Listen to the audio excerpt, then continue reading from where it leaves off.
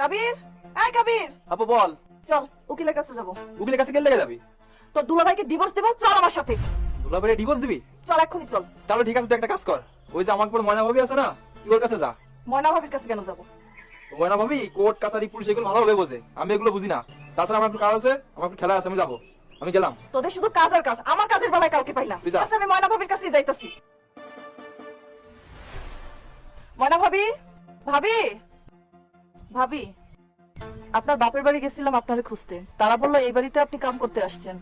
আচ্ছা, কি দরকারে আইছেন? কিন্তু আপনি মানুষের বাড়িতে কাম করতেছেন কেন? আপনার তো ভালো অবস্থান ছিল। কি করবো, আমার ভাগ্যে ছিল। বিয়ের আগে তো বাপের বাড়িতে আমি রাজার হালেই ছিলাম, বাপ মায়ের আদর, ভাই বোনের আদর।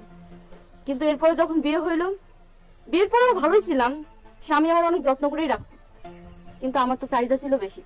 আমার স্বামী নতুন শাড়ি কিনা দিতে পারতো না, এক জায়গায় ঘুরতে যেতে চাইলে নিয়ে যেতে পারতো না। আমার খুব রাগ হইতো, প্রায় ওর সাথে এগুলো নিয়ে আমার ঝগড়া হতো। তখন সময়টা এমন ছিল যে বিভিন্ন মানুষ এসে আমার স্বপ্ন দেখাইতো, লোভ দেখাইতো, যে আমি যদি আমার স্বামীরা ডিভোর্স দিয়ে দিই, তারা আমার আরো ভালো কিছু দিব, আমি এক জায়গায় ভালো জায়গায় বিয়ে করতে পারবো।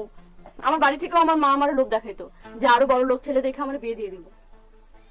শেষমেশ কি ভূত চাপলো মাথায়, আমি আমার স্বামীরা ডিভোর্স দিয়ে দিলাম। ডিভোর্স দেওয়ার পর যখন বাপের বাড়িতে গেলাম, বাপের বাড়িতেও এক সময় দেখলাম যে না, আমার ভাই বোনরাও সহ্য করতে পারতেছে না। ঘরের সব কাজ কর্ম আমারই দিয়ে করায়, রান্না বান্নাটা আমারই করতে হয়, এক প্রকার কাজের মহিলার মতো। পরে এক সময় আমার বাড়ি থেকে বেরি করে দিল। এখন কই আর যাবো, আমার তো আর কোনো যাওয়ানোর জায়গা নাই। তাই না পারতে মানুষের বাড়ি বাড়ি কাজ করে বেড়াইতেছি। আসলে ডিভোর্স যে কতটা ভয়ানক একটা নারীর জীবনে, এটা এখন আমি হাড়ে হাড়ে টের পাইতেছি। আমার কাছে যদি সুযোগ থাকতো না, আমি মানুষটার কাছে আবার ফিরে যাইতাম, তার সাথে আবার সংসার করতাম। কিন্তু এখন তার আমার কাছে এই সুযোগটা নাই, কারণ ওই মানুষটা আমার বিয়ে করছে। এখন আমার ভাগ্যে এই মানুষের বাড়িতে কাম করে করে বেড়ানো ছাড়া আর কোনো কিছুই নাই।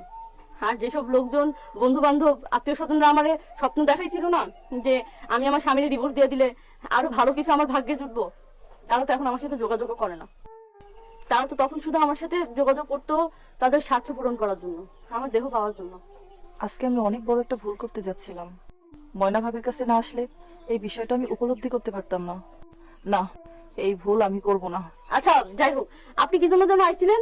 হ্যাঁ, না এমনি আপনাকে অনেকদিন দেখিলে তো ভাবি, এই জন্য দেখা করতে আসছিলাম। ঠিক আছে ভাবি, ভালো থাকবেন। হ্যাঁ, আমি এখন আসি। আচ্ছা, আমার জন্য দোয়া করেন।